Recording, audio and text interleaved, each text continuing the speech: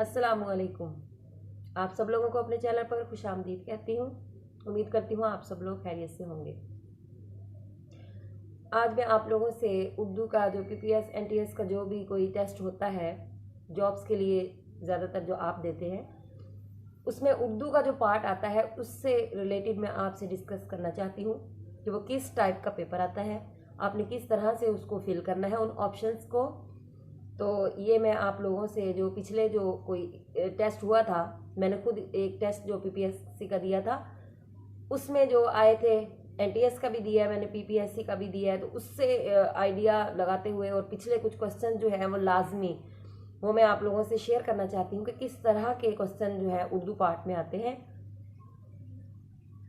तो दोस्तों, वीडियो का बाकायदा आगाज़ करने से पहले आपसे रिक्वेस्ट करती हूँ कि नए आने वाले जो लोग हैं वो मेरे चैनल को लाइक करें, सब्सक्राइब करें, शेयर करें और साथ ही बेल आइकन के बटन को प्रेस कर दें ताकि मेरी आने वाली नई वीडियोस को आप देख सकें। तो उर्दू का जो पार्ट होता है टेस्ट में, जो इसका हिस्सा आता है वो ग्रामर का होता है।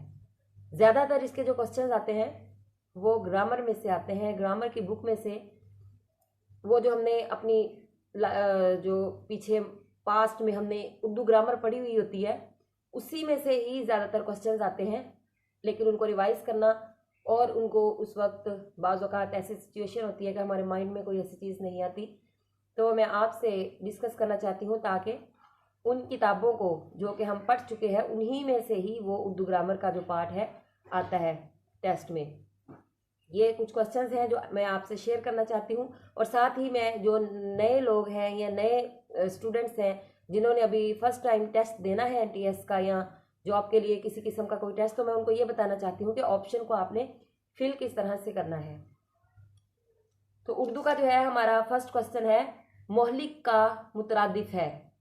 अब इसमें 4 ऑप्शन दिए हुए हैं, ख़तरनाक, मुतअद्दी, मुख्तलिफ, महक। तो इसमें से मोहलिक का जो मुतरादिफ यानी कि इसका उल्ट जो है वो हमारा जो मुतजाद होता है वो उल्ट होता है और मुतरादिफ होता है मीनिंग इसका, हम मीनिंग अल्फाज। तो मोहलिक, खतरनाक, इसमें से ऑप्शन ए जो है ये ठीक है। तो साथ ही साथ मैं आपको इसको फिल करने का तरीका बताती जाऊँ कि इसको ना ही आपने टिक करना है ना ही इसको सर्कल करना है आपने। तो ये जो ऑप्शन ए दिया हुआ है ना, जो सर्कल, इस सर्कल को हमने ब्लैक के साथ, पॉइंटर के साथ या ब्लू पॉइंटर के साथ इसको सर्कल को फिल करना होता है कुछ इस तरीके से, ऐसे। सर्कल को फिल करते हुए आपने इस बात का ध्यान रखना है कि ना तो ही ये आपका जो इसको फिलअप आप कर रहे हैं, फिलिंग इसकी, ना ही ये सर्कल से बाहर जाए। जो अंडरलाइन इसकी इसको किया हुआ है बाहर सर्कल, ये बाहर ना जाए और ना ही इसको सर्कल करते हुए इसकी जो सेंटर वाली जगह है इसमें से कोई स्पेस आपकी वाइट रह जाए। इसको अच्छी तरह से आपने फिल करना है, ना ही बाहर से इसको करें ना ही इसको अंदर से छोड़ें। इस तरह से अगर आपकी अंदर से थोड़ी सी स्पेस रह जाएगी इसको फिल करने वाली, तो ये आपकी कंप्यूटराइज चेकिंग नहीं होगी, आपका मार्क्स कट जाएंगे इसमें से। इस तरह से अगर आप इसको करेंगे, इसको तसल्ली के साथ सर्कल को अच्छी तरह से फिल करें। दूसरा क्वेश्चन हमारा है, दर्ज झैल से इसम सिफ्त वाली लिस्ट चुने। इसम सिफ्त आपको पता है जिसमें कोई सिफ्त बयान की जाए हो। सिफ्त जो है वो सिर्फ ज़रूरी नहीं है कि अच्छी हमारी सिफ्त हो, इसमें अच्छाई, बुराई, लंबाई, चौड़ाई, मोटाई, हर तरह की चीज़ जो है वो इसमें आ जाती है। तो इसमें से देखें, खूबसूरत लड़की मीनार पाकिस्तान, ये नहीं है। ज़हीन लड़का, बूढ़ा शख्स। तेज़ दौड़, मोटरसाइकिल। ऊंची दुकान, अनारकली। तो इसमें से जो सिफ्त वाली लिस्ट है वो है ज़हीन लड़का और बूढ़ा शख्स, क्योंकि ज़हीन ये सिफ्त है और शख्स के साथ जो बूढ़ा लगाया है ये सिफ्त है। तो हमारा बी वाला ऑप्शन जो है ये हमारा बिल्कुल ठीक है। इसमें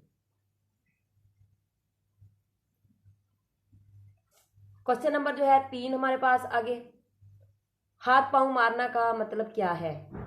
4 ऑप्शन है इसके, कोशिश करना, पांव मारना, तैरना, हिम्मत हारना। तो हाथ पांव मारना इसका जो मतलब है वो है बहुत कोशिश करना, यानी कि किसी काम के लिए आप बहुत हाथ पांव मारना। तो ये हमारा ऑप्शन ए जो है वो ठीक है, तो इसको हम फिलअप करेंगे। आगे है ऑप्शन नंबर 4 हमारा, गलत मुहावरा। मुहावरात हैं ये उर्दू ग्रामर में हमने अक्सर पढ़े हुए हैं, हर ग्रामर में ये मुहावरात होते हैं। तो इसमें से गलत मुहावरा कौन सा है उसको आपने सर्कल करना है। लुटिया डूबना, लकीर का फकीर होना, नीचा दिखाना, 9 2 12 होना।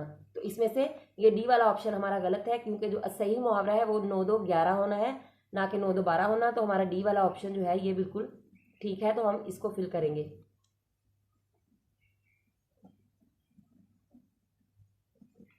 आगे है 5, नंबर 5, वतन की जमा बताएं। वाहिद जमा हमने ग्रामर में पढ़े हुए हैं, लेकिन वतान, वतनात, अवातिन, ओतान, तो वतन की जमा जो है वो ओतान है। ये हमारा जो है ठीक है। वाहिद जमा हमारे जो बहुत ज़्यादा इजी है, इस तरह के नहीं आते जो कंफ्यूज करने वाले वाहिद जमा होते हैं, उस तरह के जिस्म, इजसाम, वतन, ओतान, इस तरह के जो है वो आते हैं हमारे पास वाहिद जमा। तो आप ज़रूर इस वाले पोर्शन को भी, उर्दू ग्रामर में से वाहिद जमा को भी अच्छी तरह से अपने माइंड में रखें। तो इसमें से हमारी जो है वतन, ओतान, ये वाला सही है हमारा ऑप्शन। आगे है 6, खाकी वर्दी वालों की कई साल तक मुल्क पर हुकूमत रही। ये एक सेंटेंस दिया हुआ है हमें, एक जुमला दिया हुआ है, इसमें से मुरक्कबे तौसीफी कौन सा है? तौसीफी का मतलब है सिफ्त, यानी कि तो सिफ्त किस में बयान की गई है? वर्दी वालों, कई साल तक, हुकूमत रही, खाकी वर्दी। तो सिफ्त किस में बताई है? ये खाकी वर्दी, ये वर्दी की सिफ्त बताई है कि वो खाकी रंग की वर्दी है हमारे पास। तो ये जो सही ऑप्शन हमारा इसमें है वो डी है, तो हम इसको सर्कल कर देंगे।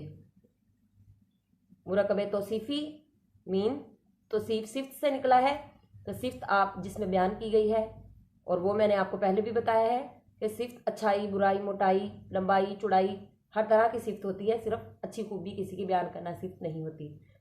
आगे है नंबर 7, हरूफ इस्तफहाम का जुमला है। तुम कब घर आओगे? तुम घर आ रहे हो, तुम घर नहीं आ रहे हो, तुम घर आते हो। तो इसमें से इस्तफहाम, इस्तफहाम का मतलब है सवाल, सवालिया जुमला, किसी से कुछ पूछना। हम किसी से कुछ पूछें उसको हम कहते हैं हरूफ इस्तफहाम। जिस लफ्ज़ में, जिस जुमले में किसी से कुछ पूछा जाए उसको हरूफ इस्तफहाम कहते हैं। तो इसमें से ए ऑप्शन देखें, तुम कब घर आओगे, तो ये सवाल है, ये हमने किसी से पूछा है कि कब घर आओगे, तो हमारा ऑप्शन ए जो है इसमें से ये बिल्कुल ठीक है। ये भी हमने जो है उर्दू ग्रामर में सब कुछ ये पढ़ा हुआ है, जुमले की इकसाम, हरूफ की इकसाम, इस तरह की ये सारे जो है ग्रामर का जो पोर्शन है, यही आपके टेस्ट में जो है वो ज़्यादा से ज़्यादा आएगा। आगे देखें, नंबर 8 ऑप्शन है मेंढक की मोनस लिखें। मुज़क्कर मोनस, ये भी हमने उर्दू ग्रामर में पढ़े हुए हैं। मेंढकन, मेंढकी, मेंढनी, मेंढकनी। तो इसमें से कौन सा जो है वो मेंढक का ऑप्शन सही है? मेंढक, मेंढकी। इसमें से मेंढक, मेंढकी, बी ऑप्शन हमारा जो है ये सही है। मुज़क्कर मोनस है, और भी मुज़क्कर मोनस इसमें से कोई भी आ सकता है, ज़रूर नहीं। लेकिन जब भी कोई पेपर बनाया जाता है तो उसमें पास्ट के जो पेपर है, जो पहले टेस्ट हुए हैं या जो पहले पेपर हुए हैं, उनको पास ज़रूर रखा जाता है, उनको मद्देनज़र ज़रूर रखा जाता है। तो इस बात पे पूरा यकीन रखें कि जब भी आप कोई टेस्ट की तैयारी करें तो जो पिछले आपके पास्ट की कोई पेपर या पास्ट की इन्फॉर्मेशन आपको मिल रही है तो उसको ज़रूर अपने माइंड में आप रखें। टेस्ट बनाते हुए, पेपर रखते हुए पास्ट के एग्जाम्स को, टेस्ट को पास ज़रूर रखते हैं। आगे है हमारे पास ऑप्शन नंबर 9, लफ्ज़ मुसव्विर, मुसव्विर का सही तलफ़ुज़ है, तो ये है अराब लगाएं। एराब लगाते हैं, ये उर्दू ग्रामर में भी है, और उर्दू अलिफ के जो हम एक्सरसाइज करते हैं उर्दू अलिफ की, उसमें भी बहुत ये क्वेश्चन आया जाता है कि एराब लगाएं, उसका सही तलफ़ुज़। तो मुसव्विर, तो यहाँ पे देखें, ये यहाँ पे पेश दी है, ज़बर दी है, लेकिन मुसव्विर में ज़ेर का आना भी ज़रूरी है। तो यहीं से आप देख लें कि इसमें ज़ेर नहीं है, इसमें ज़ेर है, इसमें भी नहीं है, इसमें भी नहीं है, तो इसमें ज़ेर है। मुसव्विर, ज़ेर भी है, पेश भी है, सारा कुछ है। तो ये बी वाला ऑप्शन जो है हमारा ये अराब वाला ठीक है। लफ्ज़ को पहले बोल के देखें कि कहाँ पेश आ रही है, कहाँ पे ज़ेर ज़बर आ रही है, तो आपको खुद ही पता चल जाएगा कि इसमें से कौन सा प्रोनाउंसिएशन, अगर आप उसकी ठीक कर ले लफ्ज़ की, तो आपको पता चल जाएगा कि कौन सा एराब इसमें से सही है।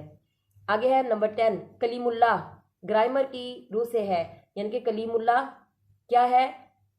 ग्रामर की रूह से ये एक लक़ब है जो कि दिया गया है हमारे नबियों को। हमारे जो खिताब होता है ये हुकूमत की तरफ से दिया जाता है। तखल्लुस जो है ये शायर अपने साथ नाम के साथ जो लिखते हैं, ज़ख्मी या कुछ भी, उसको तो हम तखल्लुस कहते हैं।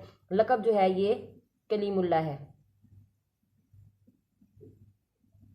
तो सी वाला ऑप्शन हमारा ठीक है, तो हम इस सर्कल को फिल कर देंगे। नेक्स्ट है जलवा आराह के मानी क्या है?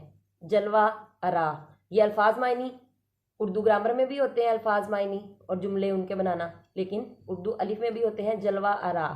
तो इसका कोई राय जाहिर करना, शान शौकत जाहिर करना, ज़मीन पर चलना, राय तलब करना। तो इसमें से इसका सही मीनिंग जो है वो है शान शौकत जाहिर करना। जलवा से ही आपको अंदाज़ा हो जाना चाहिए कि जलवा जो है वो शान शौकत जाहिर करना है। तो हमारा बी वाला ऑप्शन इसमें से सही है। आगे नंबर 12 है हक आ गया और मिट गया। ये हमारी लाइन है अक्सर जो हमने ये पढ़ी हुई है उर्दू में, हक आ गया और मिट गया हुजूर पाक सल्लल्लाहु अलैहि वसल्लम के आने से। हक आ गया और मिट गया क्या? अंधेरा, बातिल, गम, जुल्म। तो इसमें से बातिल है, हक आ गया और मिट गया बातिल। तो बी वाला ऑप्शन जो है वो हमारा इसमें से सही है, तो उसको हम सर्कल करेंगे। नेक्स्ट 13, हर नर इसम को क्या कहते हैं? मोनस, जमा, मुज़क्किर, लफ्ज़। तो आपको पता है मोनस जो है वो हम मादा को कहते हैं, जमा एक से ज़्यादा जो चीज़ें होती हैं उसको जमा कहते हैं, लफ्ज़ जो है कोई एक लफ्ज़ उसको हम कहते हैं तो मुज़क्कर। नर को हम क्या कहते हैं? मुज़क्कर। मुज़क्कर मोनस में जैसे हम पढ़ते हैं जिसमें मेल जो है वो आ जाते हैं, नर, दादा, चचा, भाई, इस तरह से जो आ जाते हैं वो है मुज़क्कर, नर। जुमला नंबर 14 जो है आपका ऑप्शन है वो है कौन से जुमले में अलामत इस्तजाबिया इस्तेमाल हुई है? ये आपको पता है ये हमारे पास इंग्लिश में भी होते हैं, ये उर्दू में भी होती हैं हमारी अलामतें, जो हम फुल स्टॉप, कोमा, इस तरह की जो उर्दू में भी ये अलामात इस्तेमाल की जाती हैं जुमले में। तो अलामत इस्तजाबिया कौन सी है?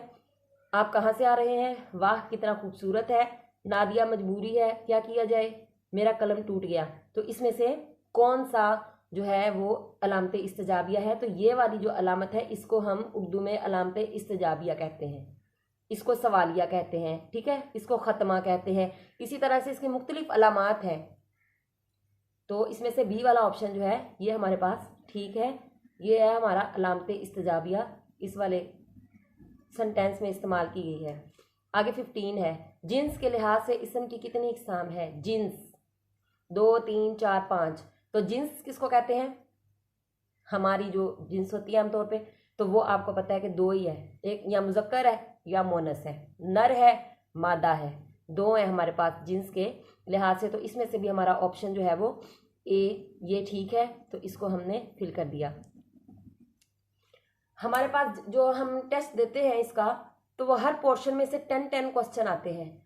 इंग्लिश के 10 आ गए MCQs ऑप्शंस, 10 उर्दू के हैं, 10 इस्लामियात के हैं, 10 हमारे GK के हैं, 10 जो है वो हमारे टीचिंग से रिलेटेड है, अगर आप टीचिंग की उसको पेडागोगी कहते हैं, उसके 10 ऑप्शंस जो है वो आते हैं। तो इस तरह से करके उनके 100 जो है हर पार्ट में से 10 MCQs लेके, मैथ के भी होते हैं 10, तो उन्होंने 100 जो है MCQs वो पूरे करने होते हैं।